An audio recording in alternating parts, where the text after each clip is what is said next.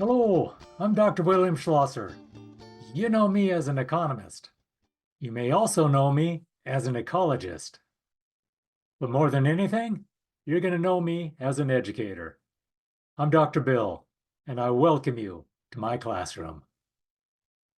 Welcome to Chapter 4, Externalities, Environmental Policy, and Public Goods. In this chapter, we'll uncover how economic activities can impact the environment and society, often beyond what's accounted for in private transactions. We begin with a powerful example of the Bunker Hill Superfund site in Kellogg, Idaho, a stark case of a negative externality where decades of mining left severe environmental damage, affecting air, water, and community health.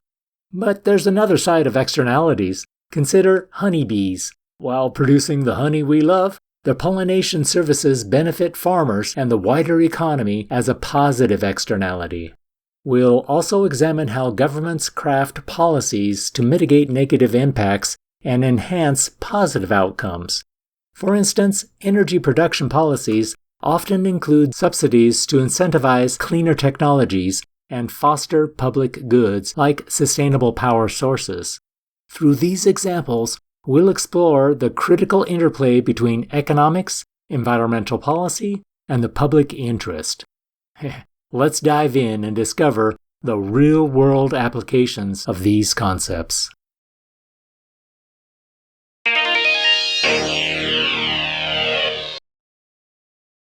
Externalities occur when an economic activity impacts third parties who are not directly involved in the transaction.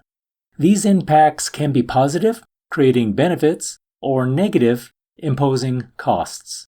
For example, education often generates positive externalities by increasing societal productivity, while pollution creates negative externalities by harming public health. Importantly, externalities extend beyond monetary considerations. They reflect broader societal impacts. However, understanding their financial implications is crucial because these costs or benefits can distort market outcomes. We will explore how these ideas play out. In economics, externalities represent a disconnect between private transactions and societal outcomes. Positive externalities occur when the benefits of an action spill over to others, such as vaccinations preventing disease spread.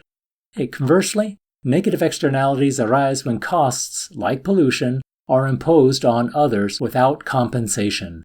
While these effects may not always show up directly in financial statements, they have real economic impacts. Quantifying externalities, whether as costs or benefits, allows policymakers to design interventions that can address market failures and improve overall efficiency. Externalities disrupt the balance of economic efficiency. In an efficient market, resources are allocated to maximize societal well-being. However, negative externalities, like pollution, lead to overproduction, as producers don't bear the full societal costs of their activities. Similarly, positive externalities, such as education, result in underproduction because the benefits extend beyond the individual consumer. Addressing these inefficiencies often requires policies like taxes, subsidies, or regulations to realign incentives and ensure that market outcomes better reflect societal values. To understand the real-world implications of externalities, we turn to the Bunker Hill Superfund remediation site. This case highlights the devastating effects of negative externalities, such as lead contamination, on a community. While workers like Ava Sullivan entered agreements with the company, the broader societal costs, especially the health impacts on her children, were externalized, affecting those who did not consent or benefit from the transactions.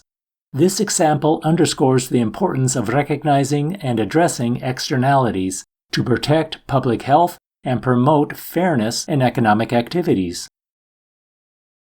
As we talk of natural resource commodity externalities, I give some examples centered in northern Idaho.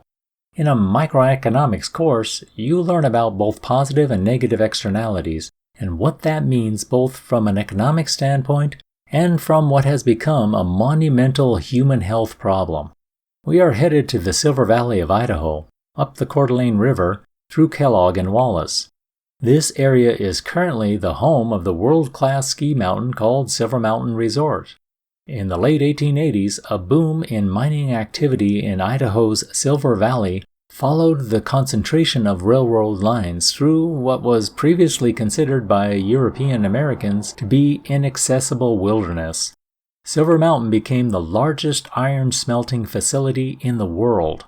This area was known as a center of extensive silver and other metal mining and processing. Commercial mining and processing efforts resulted in extensive contamination of water, land, and air, endangering residents of the Coeur d'Alene Indian tribe, which had traditionally depended on fish from the waterways as part of its subsistence. The unanticipated complication came from lead poisoning from iron smelting operations, contaminating water and the air of the region. We now step into 1979 to hear from one of the Bunker Hill workers, Ava Sullivan. Lead, silver, and zinc are all mined here in Kellogg, Idaho.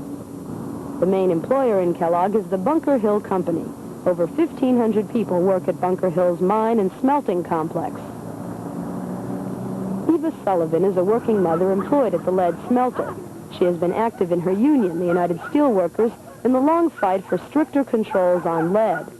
Prior to this interview, the level of lead in her blood was so high that Eva had to be transferred out of the smelter. Being leaded, as the workers call it, is an everyday fact of life in Kellogg. This is the Bunker Hill smelter, and this area right directly behind us is the fuming plant, and that's where I normally work. But I was transferred to the zinc plant in July for lead. Even at the zinc plant, there's lead areas. And the area I'm working in now is a non-lead area. But we work we have another department that's above us, and we get the smoke coming down on us. And it's just if you work in this place, unless you're working underground or at the concentrator, to some extent everybody works in the lead. I didn't even realize that I was leaded until after I was taken out of it. Because for some reason, the month after you're out of it, that's when you feel the worst. A new federal rule will limit worker exposure to lead, but women at Bunker Hill suffer other indignities besides lead poisoning. The company admits that the plant's high lead levels could harm a pregnant woman. Their solution? Sterilization. You have to be either surgically sterilized or unable to bear children to work in a lead area. I mean, this is a company decision, and I don't think there's been any federal decision on this, but this has been a company decision after they found out some lead facts, and they just will not allow women that can bear children inside a lead area. And I'm still upset about that. I think it should be my decision.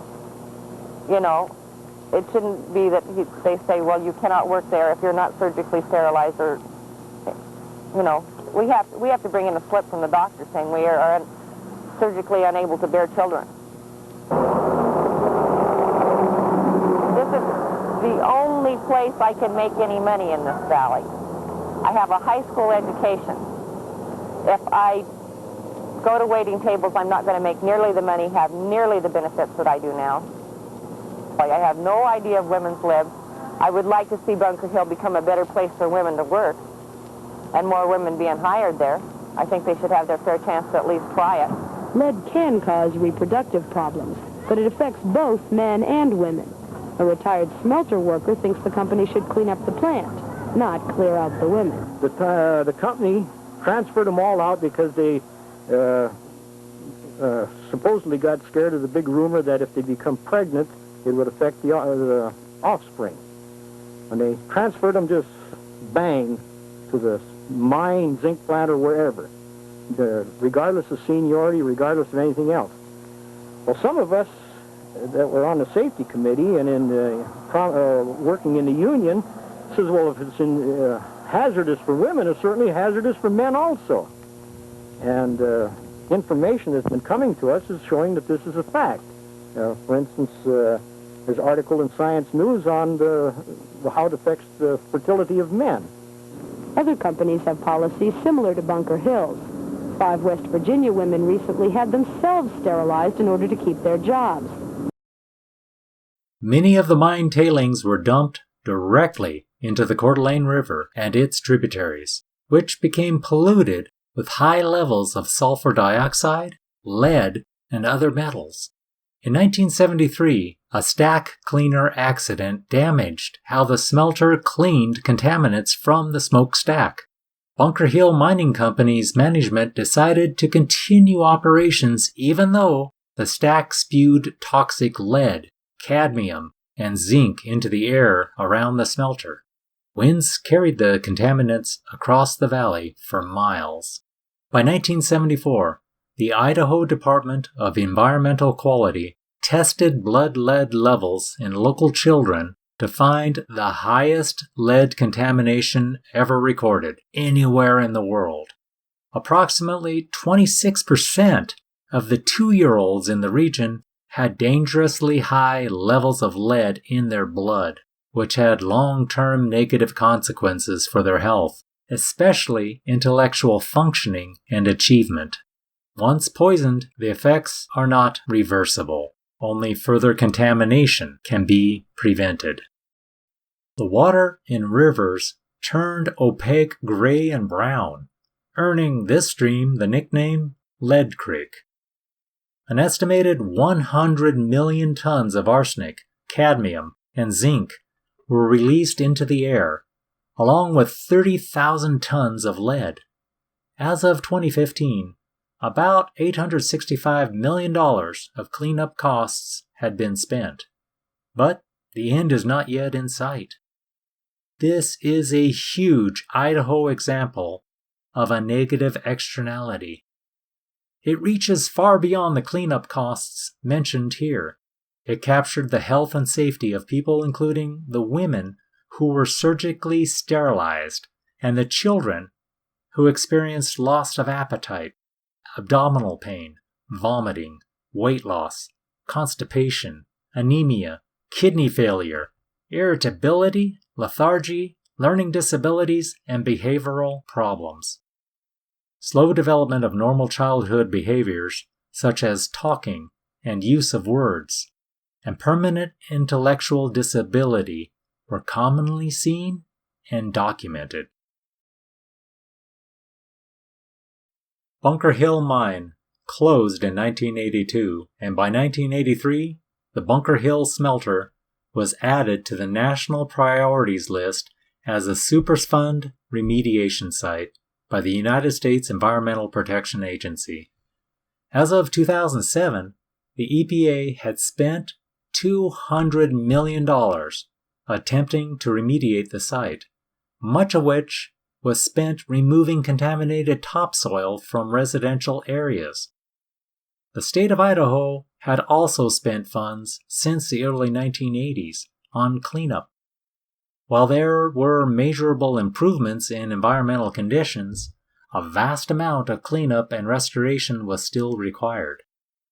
I was hired in 2007 as a consultant for TerraGraphics Environmental Engineering, Inc. of Moscow, Idaho, who began providing the service of contaminated site cleanup for the Idaho DEQ and EPA in 1983. They were there from the start of cleanup efforts.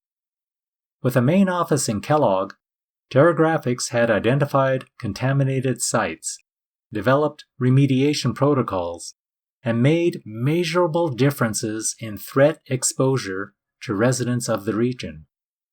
I assisted the company's efforts by managing their geospatial analysis record-keeping and mapping, database interactions, environmental science connectivity between engineers and field staff, and reporting protocols to the Idaho DEQ and U.S. Environmental Protection Agency. I also led the effort to prepare a hazard mitigation plan for Shoshone County, for the Federal Emergency Management Agency to articulate the costs of a natural disaster like flooding on the remediated lands along the Coeur d'Alene River Valley. Potential costs of the mining disaster would last for centuries. Bunker Hill mining operations make an obvious example of a negative externality. But we need to be able to identify and quantify lesser causes and also positive externalities we encounter. A first reaction might be to conclude no pollution is the best answer. But really, not many of us are ready to give up our polluting ways, like driving a gas-powered car or turning on the natural gas heater at home. Yep, those are polluters, and we really do not want to give up our personal pollution contributions. We are economists, so we will work out the numbers on this topic to figure out how to best manage this balance. A few details are needed for us to really get into these discussions about externalities. First, they are called spillover effects by some because their impacts are not anticipated by some market participants and because they become the ones left holding the bag. Or in this case, the ones who end up paying for the costs of the negative things happening from somebody else's production and consumption. A pivotal point to remember is that externalities are always something happening to someone who is outside the transaction. The logger is paid a wage to perform logging duties while that logger accepts risks associated with the occupation, like debris falling from the harvested tree or logs shifting in the log deck the logger is walking over. If the logger is injured while on the job, that person is not experiencing a negative externality. The logger and the operator are both parties engaged in the transaction. Employees often accept occupational risks and are compensated for those risks. Workers' compensation insurance fills the void to cover the medical costs of on-the-job injuries, not negative externalities. If we can anticipate negative externalities of our actions, it is possible to structure cost and price exchanges to cover those unanticipated outcomes. It is not too difficult to anticipate water pollution happening because of a processing activity that makes a good for a customer. If you can anticipate the pollution, you can predict the costs of remediating it to incorporate those costs into the price of the product. Failure to account for these events leads to a market failure, and the burden of your activities is shifted to someone outside the transaction. Generally, your lawyer will be involved soon enough to assist you in your after-the-fact remediation efforts. That will cost more than the pre-event planning and prevention. I have been focused on negative externalities so far, but positive externalities are also seen. It is the beekeeper who keeps bees to make honey, while the tree orchard next door gets free pollination.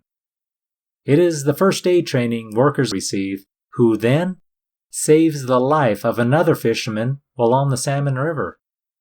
Taking this closer to home, your increased education can lead to a broader society benefits in the form of greater economic productivity, a lower unemployment rate, greater household mobility, and higher rates of political participation.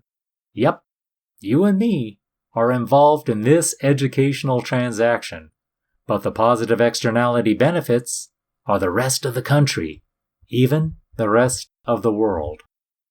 I am holding up my end of the bargain. Now it's your turn. You made it this far, so there's no turning back.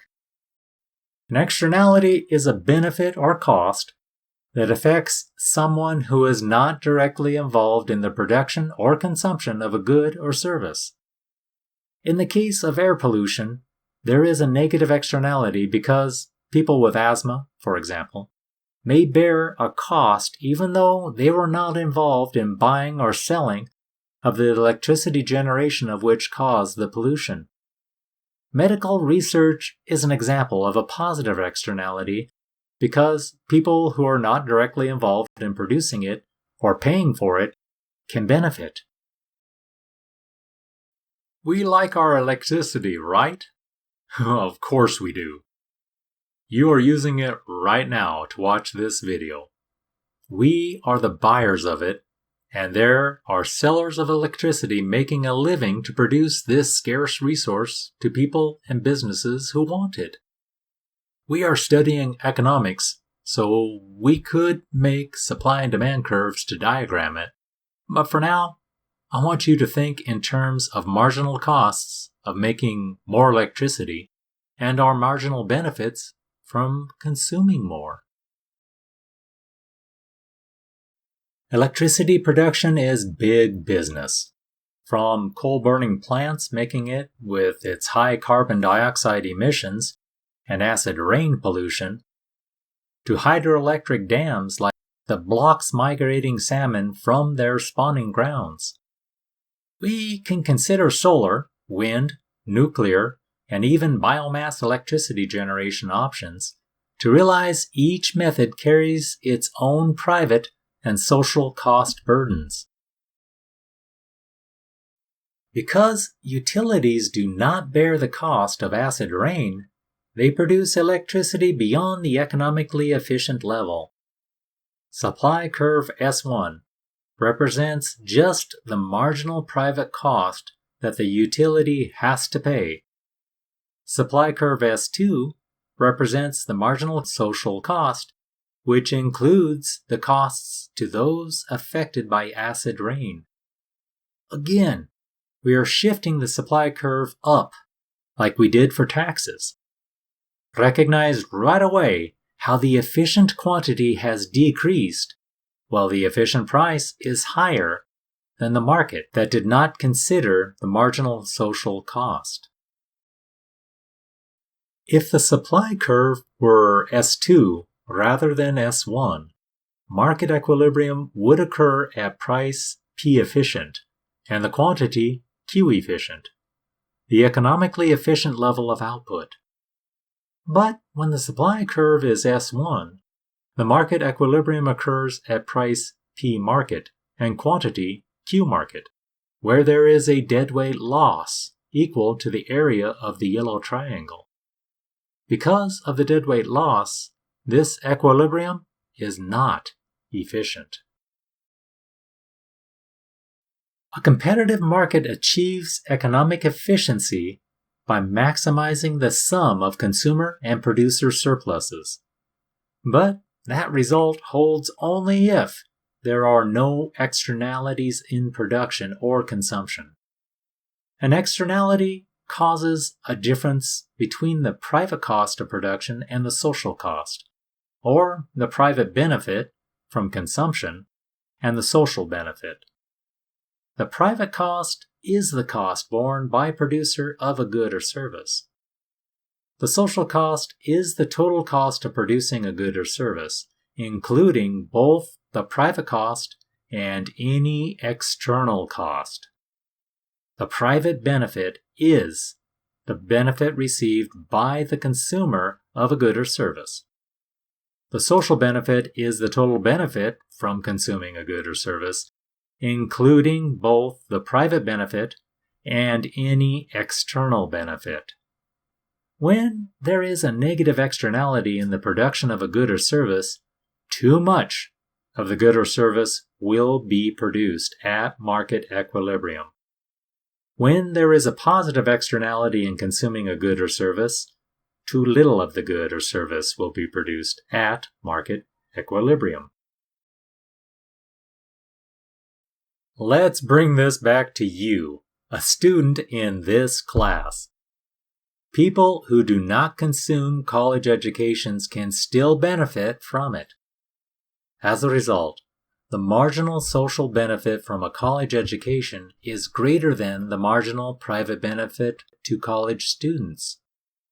Because only the marginal private benefit is represented in the market demand curve, D1, the quantity of college educations produced, Q market, is too low. If the market demand curve were D2 instead of D1, the level of college educations produced would be Q efficient, which is the efficient level. At the market equilibrium of Q market, there is a deadweight loss equal to the area of the yellow triangle. You might think of this deadweight loss as a measurement of the benefits from the education not received.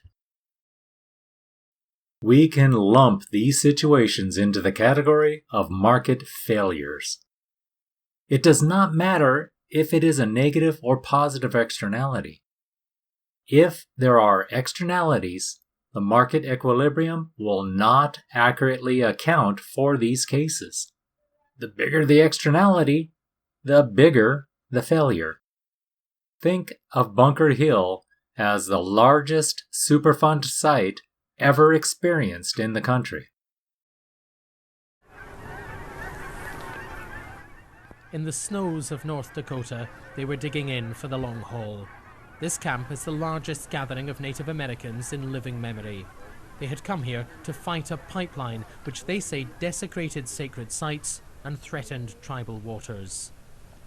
The £3 billion pipeline is almost complete, apart from a short section under the Missouri. Energy Transfer Partners insists its project is safe and legal. Now, though, the US Army has decided not to grant permission for that final stretch, saying alternate routes should be explored. In recent weeks, there have been bloody clashes between protesters and the authorities. Supporters of the pipeline fret that such violence may have helped their opponents win their argument. President-elect Donald Trump is in favor of the project, and Republicans here say the Army's decision is a chilling signal for the future of US infrastructure. But the tribes here now feel that months of struggle has paid off, and the local Standing Rock Sioux people have praised historic decision. James Cook, BBC News.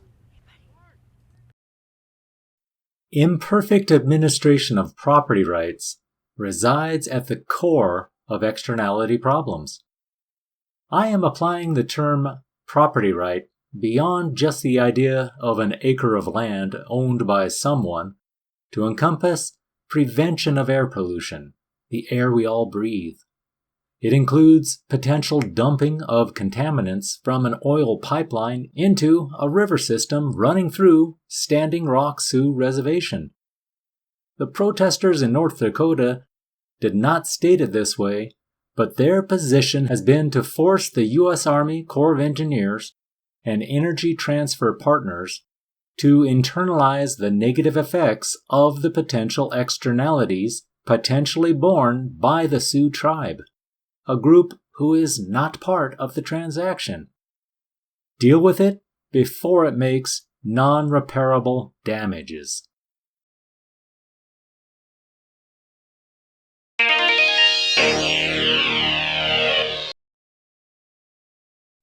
Although government intervention may increase economic efficiency in markets where externalities are present, it is possible for people to find private solutions to the problems of externalities.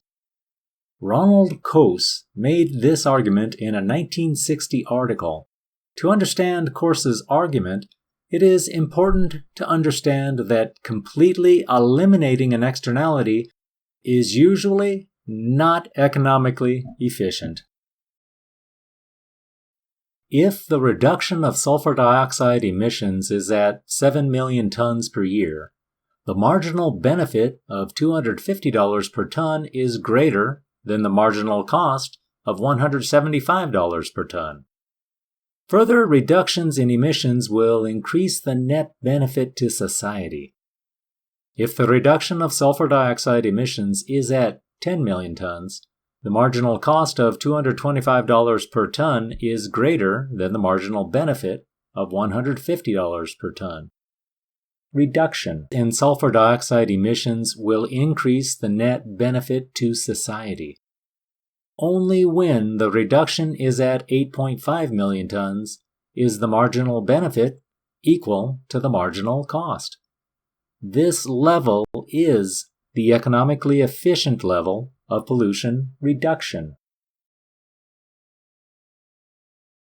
Increasing the reduction in sulfur dioxide emissions from 7 million tons to 8.5 million tons results in total benefits equal to the sum of areas A and B under the marginal benefit curve.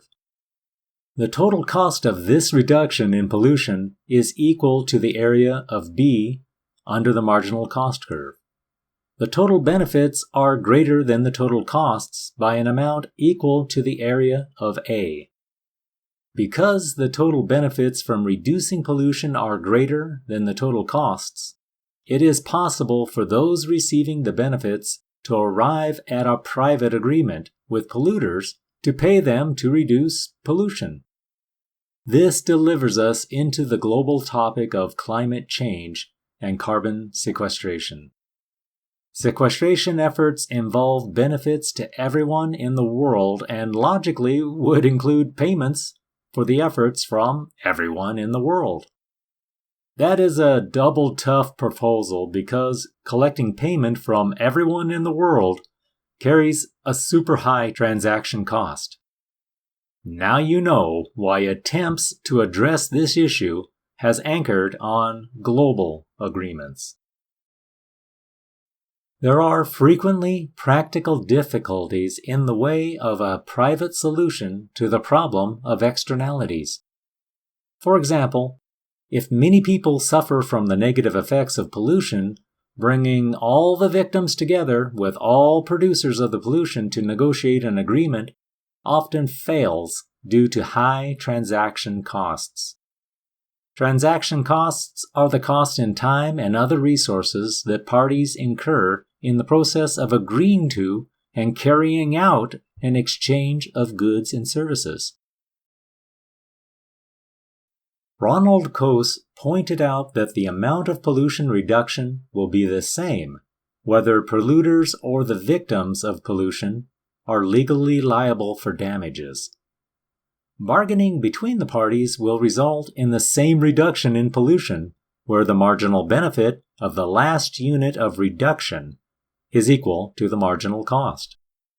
Remember, when we discuss externalities, we focus on possible effects felt by parties not part of the transaction. The logger who accepted risks of logging when negotiating compensation is not facing potential externalities. The farmer owning the stream and associated property rights to the stream when negotiating with the paper mill will be able to settle an agreement about pollution into the stream. A poor negotiation may be entered, but it would be a failed negotiation, not an externality. My family is a big consumer of raw honey. Amber and buckwheat are our favorites. We buy about 6 gallons a year to add to our chai, breakfast oatmeal, and to a teaspoon of raw garlic each morning. We made it a point to get to know local beekeepers located in Lewiston and Moscow. They travel the western states to deliver their hives to paying farmers to pollinate apple orchards, cherries, plums, almonds, melons, raspberries, and so much more. The growers get their crops pollinated, while the beekeepers make their honey. Growers pay the beekeepers to deliver the hives on a set schedule, coordinated with the seasons. It makes their crops more predictable. The beekeepers migrate the hives to attend to other locations to follow the bloom. It makes honey harvests consistently productive. There are loads of costs and benefits for each participant of the transaction. Notice that? Where once bees were positive externality for the growers and perfectly timed blooms were a positive externality to the beekeeper, The Coase theorem articulated how both could benefit by making the event an integrated transaction that internalizes the externalities. What a great solution!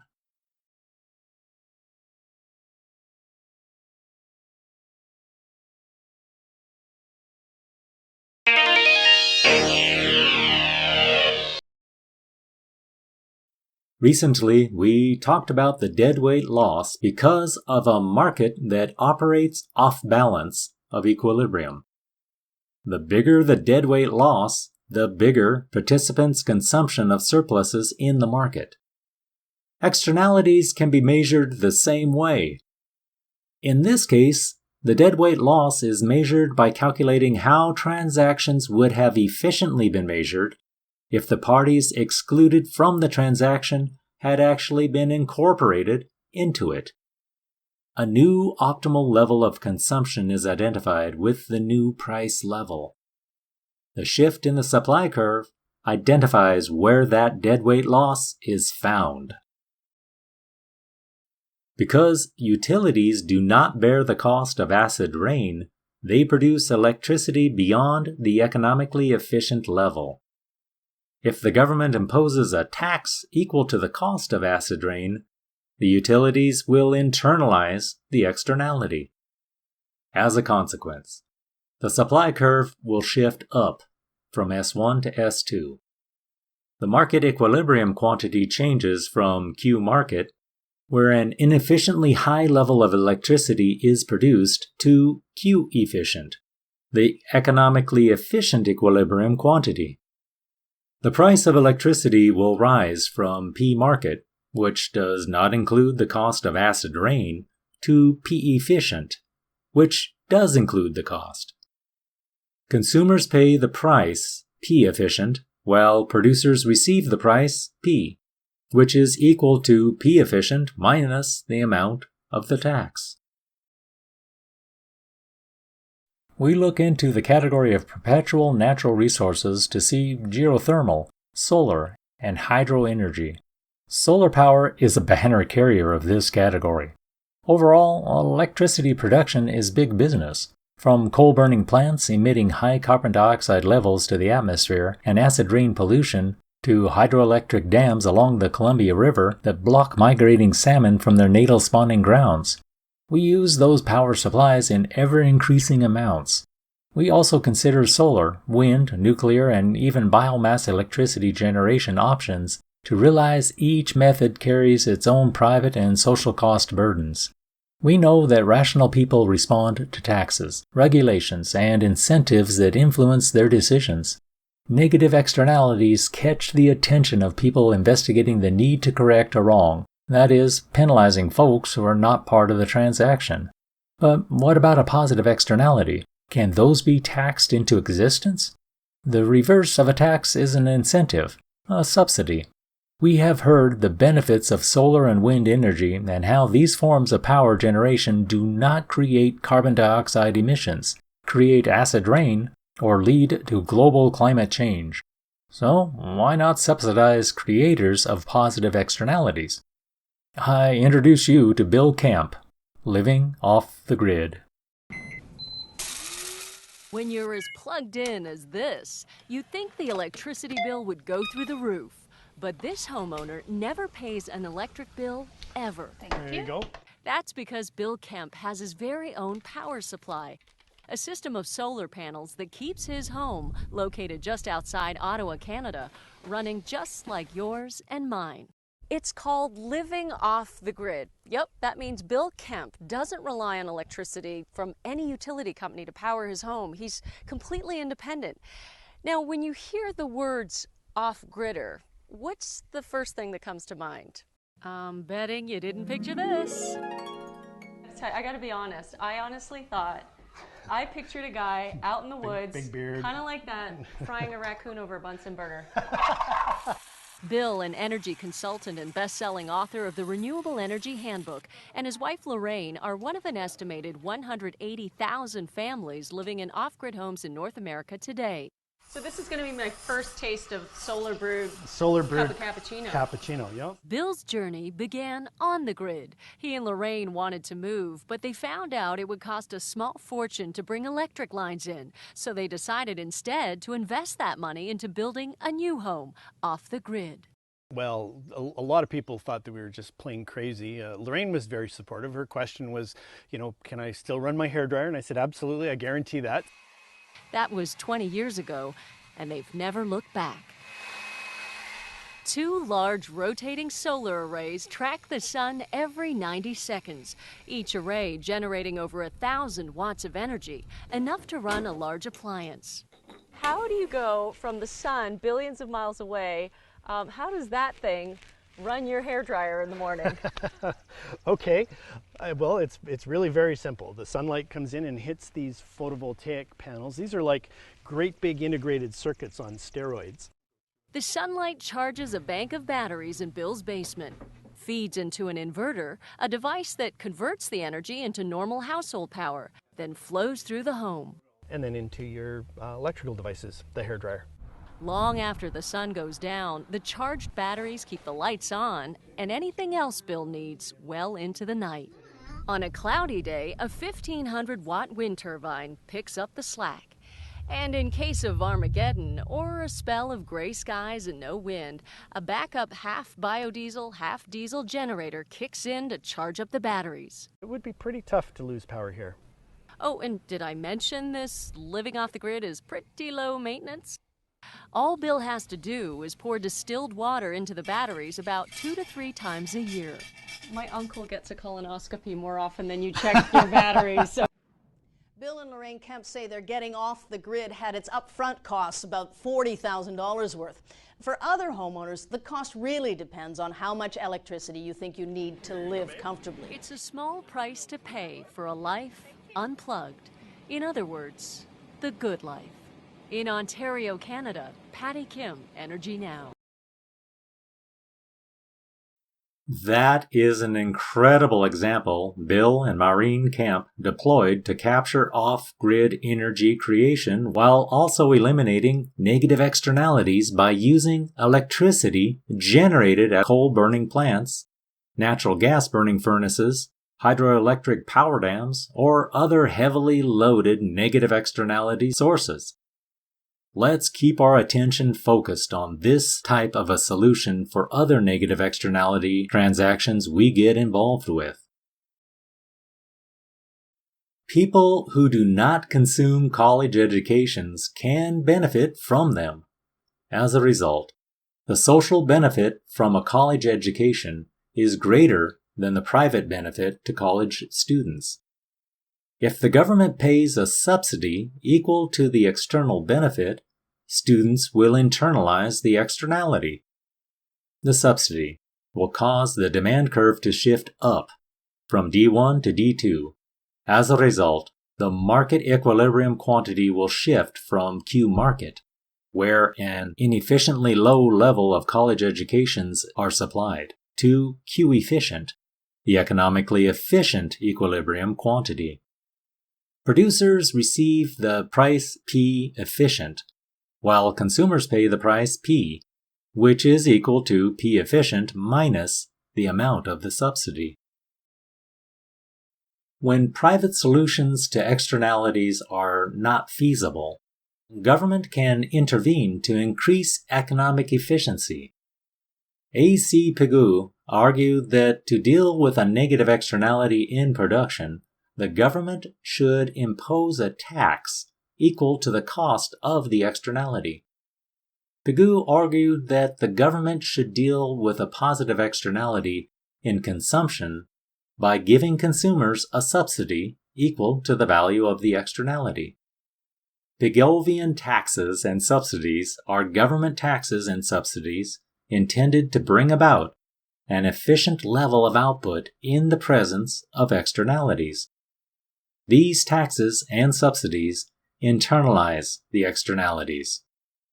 In Bill and Maureen Kemp's situation, it would have involved providing them a subsidy equal to the cost of abating global climate change caused by other power source emissions plus environmental cleanup for acid rain and restoring anadromous fisheries to historic levels. Of course, it would be put in terms of the use of these two consumers of energy, so their share of the subsidy would be pretty small. But then, it works in the right direction. Internalizing the externality. Smoking cigarettes and drinking cases of soda are personal decisions, right? Why should anyone have the power to limit what I consume? Well, it turns out that the secondhand smoke, a mixture of smoke from the burning end of the cigarette and the smoke exhaled from the lungs of smokers, has negative externalities for the non-smoking third parties of the transactions. Sodas are sugar-sweetened, high-calorie carbonated beverages that, when consumed, lead to obesity, weight-related diseases, dental decay, hypokalemia, and bone density loss. With revised healthcare regulations in America as of 2010, we as a country are in shared healthcare cohorts. That means that your decision to drink sodas and smoke cigarettes will cost you more for healthcare, while also costing me more. We share the cost load of our unhealthy decisions. I am not part of your transaction to buy those smokes or to drink those sodas, but I am the one who bears the negative externality. Our supply and demand curve equilibrium reveals where the solidarity price and quantity are located. But a soda tax would reduce demand to indicate a new equilibrium quantity and taxed price. The reality check is to ask, what happens to the soda tax monies? That is a clincher question to explore. Just because a tax is levied, it does not mean the tax revenue will be spent to cover the costs of the negative externality. All too often, those tax dollars are diverted to other general fund purposes. Just reducing quantity demanded is not the same as capturing the costs to be applied to the negative externality event. A command and control approach to pollution is a policy that involves the government imposing quantitative limits on the amount of pollution firms are allowed to emit, or requiring firms to install specific pollution control devices. This was the initial approach taken in Kellogg, Idaho, with the smokestack filters located in the bag houses. When it caught fire and released pollutants into the air, it violated the command and control directives. But when the mining company continued operations without filtration, tons of pollutants were released to the detriment of everyone in the Silver Valley, then and now. Thinking about how firms implement control measures for things like pollution opens an interesting complication. For instance, Ford Motor Company designed their truck fleet in a way that recaptured much of the exhaust while still contained in the gas engine. By recombusting it, they can pass it through a low-cost scrubbing device, releasing low pollution level emissions out the exhaust pipe. At the same time, General Motors did not use the same design solutions initially. Their cost of pollution reduction is greater than Ford's costs to achieve a target level of acceptable pollution. The GM catalytic converter redesigned to reduce pollution would be costlier to achieve an acceptable level of pollution. If, on the other hand, politicians and bureaucrats mandate that all producers reduce their pollution emissions by a certain percent, like a 10% reduction, then Ford's ultimate target will be lower than GM's ultimate target. The lower producers make their emission reductions, the costlier it becomes.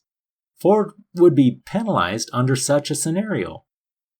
Each situation has complications, and there really are no perfect penalties or subsidies. Shifting our focus from automobiles to power generation, instead of a command and control approach, Congress decided to use a cap and trade system of tradable emission allowances to deal with the problem of acid rain. The objective was to reduce emissions of sulfur dioxide to 8.5 million tons annually by 2010. The federal government gave electric utilities, the major source of sulfur dioxide emissions that cause acid rain, allowances equal to the total amount of tradable emissions. The utilities were then free to buy and sell the allowances. Utilities that could reduce their emissions at a low cost did so, and sold some or all of their pollution allowances to utilities that could reduce their emissions only at a relatively high cost. The program was successful not only in reducing emissions, but in doing so at a much lower cost than had been previously expected. Despite its success, the sulfur dioxide cap and trade system effectively ended in 2013. Research showed that illnesses caused by sulfur dioxide emissions were greater than previously had been thought. Although President George W. Bush proposed legislation to lower the cap on sulfur dioxide emissions, Congress did not pass the legislation. As a result, the Environmental Protection Agency reverted to selling limits on sulfur dioxide emissions at the state or power plant level. They went back to the command and control pollution management scenario. Some environmentalists have labeled tradable emission allowances as a license to pollute. But this criticism ignores a central economics lesson. Resources are scarce, and trade-offs exist.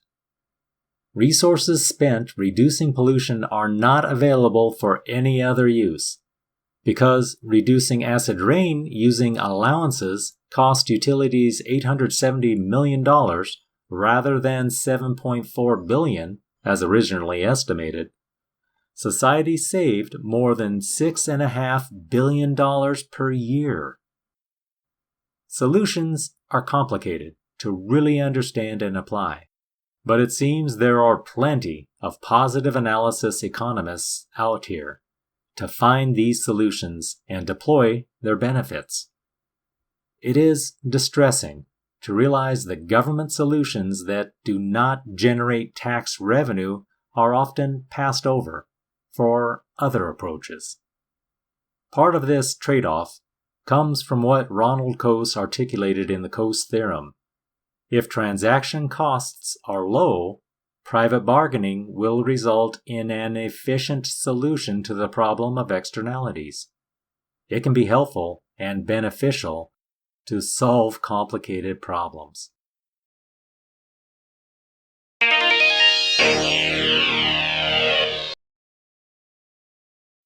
If I want a pair of jeans, I will go to a clothing store, find a pair that suits me, and I will pay for them. They become my jeans, and no one else gets to use them. They are my private good, and my use of them excludes others from using them. My jeans are both rival and excludable. These two terms can be applied in 4 categories of all goods and services we consume. Goods and services can be divided into 4 categories on the basis of whether people can be excluded from consuming them and whether they are rival in consumption. A good or service is rival in consumption if one person consuming a unit of the good means that another person cannot consume that unit. Reason these out in your head. Think of the shoes you bought and know that when you bought them, they became your shoes, and thereby you excluded everyone else from buying them, while also establishing that no one else gets to wear them. Excludable, but also rival. Think of that salmon you caught on the Clearwater River. You had to compete for that fish against the other 10,000 fishermen near Dworshak Reservoir. But when you caught that legal fish, and it became your rival salmon, your fish is non-excludable while it is rival. When you paid your monthly subscription for DSL Internet, it became your excludable connection to the web. But you getting online through it did not exclude anyone else from getting online with their own connection. It is excludable and non-rival. When we enjoy national defense, the court system, or even a great view of Mount Rainier, our enjoyment of the resource does not exclude anyone else from its enjoyment, and we cannot exclude them from it. It is non-excludable and non-rival at the same time.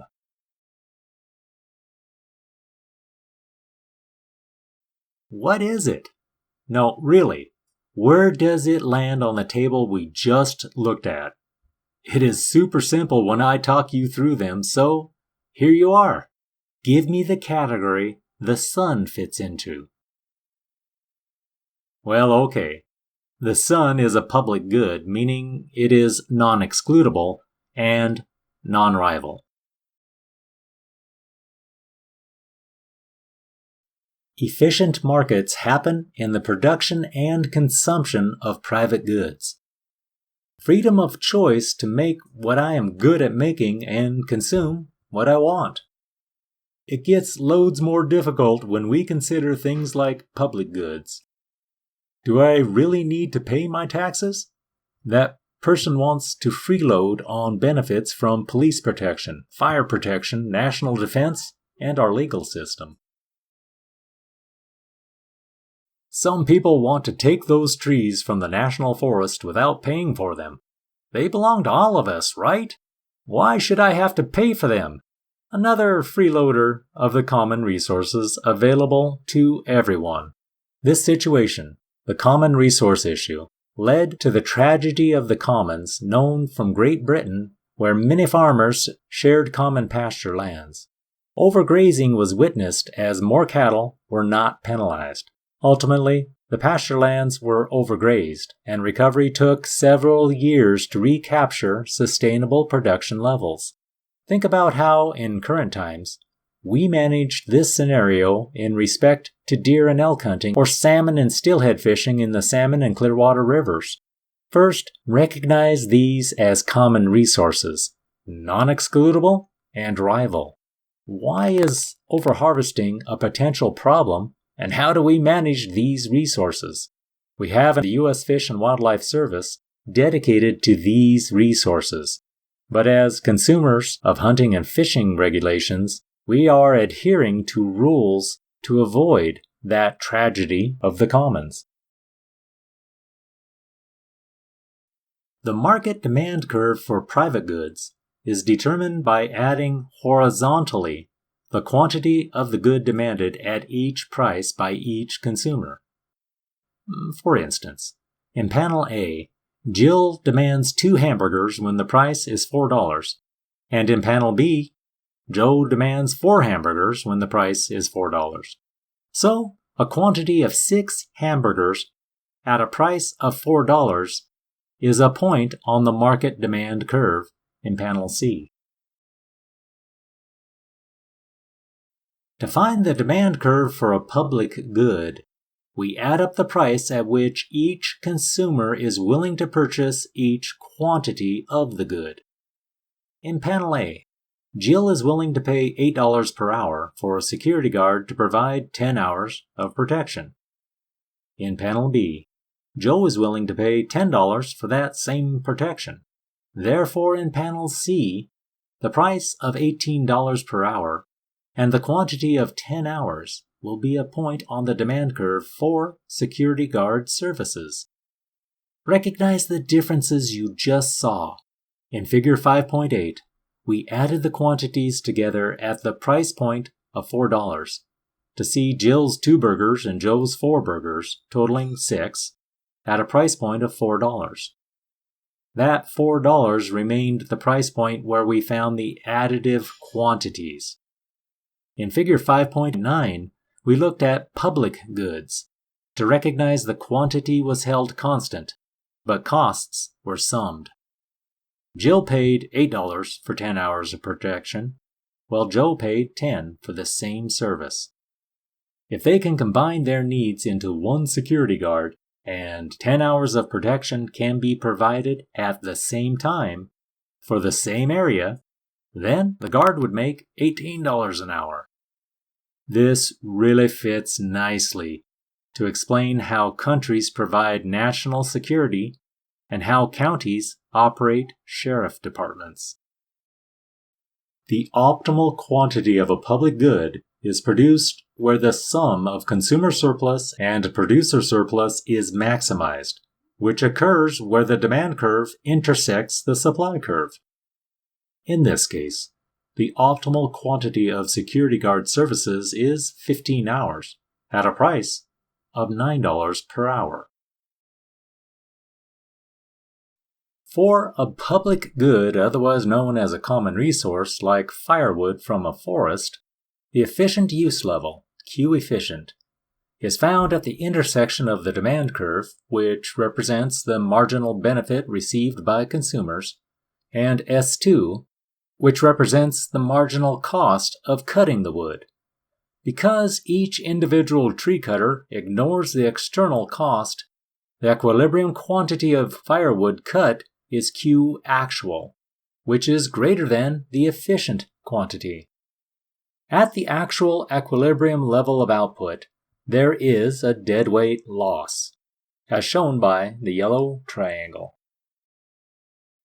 It seems I keep taking you back to the topic of property rights, broadly determined to include what is permitted as actions and what is recognized as ownership. The tragedy of the commons collapsed because of the lack of ownership of the land and policies that would protect the resource. Look into places where resource management is managed well, managed without salmon overharvest and without deer or elk overharvesting. Look at tribal wildlife management techniques. Reservations are a shadow of the area they were in time immemorial. The geographical area is limited and well defined. Tribal regulations establish social norms, commonly accepted practices, and regulations. Overharvest is not generally seen and reinvestment to the resource is made. At the tribal level, this works, without the imposition of taxes, quotas, or tradable permits. Those traits are reserved for many dispersed consumers spread over vast jurisdictions, where the resource is scarce in respect to the consumption demands on them. Wildlife management in Africa has gone through some cascading declines of highly valued wildlife. European and Asian trophy hunters could legally enter the country to participate in the hunt of a lifetime, shoot a lion, elephant, rhino, or about any other trophy for the sport of it. Spending $10,000 for this hunt of a lifetime was big excitement for the hunter, but a fortune for the guides and their villages. This led to overharvesting of areas, regions, and ultimately, some of the trophy species. A few African countries applied an economics lesson to manage their scarce resources. They converted the common resource to a private good.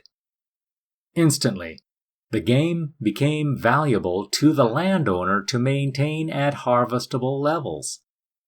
Because wild animals were included as part of property rights, landowners captured the value of their resource.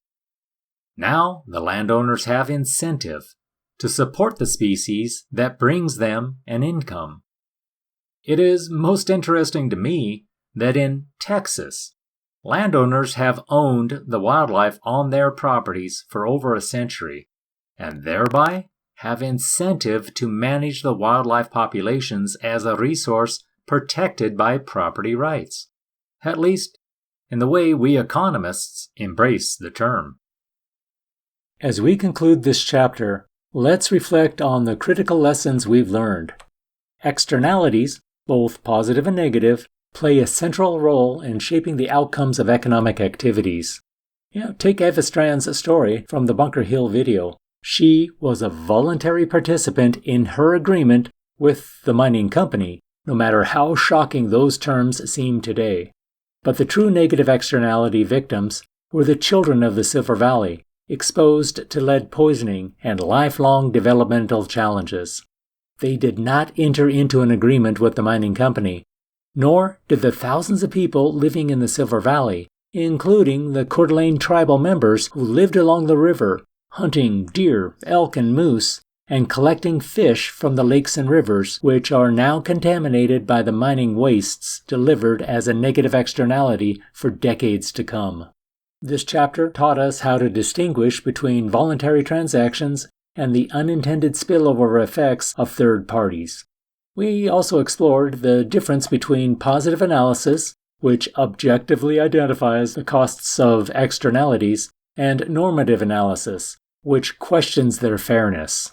Both approaches often lead to the same conclusion. Externalities can cause significant market failures. Ultimately, addressing these failures requires balancing economic growth with societal welfare. By understanding these trade-offs, we can propose solutions, like regulations or taxes, to internalize the costs of externalities and move closer to economic efficiency and justice.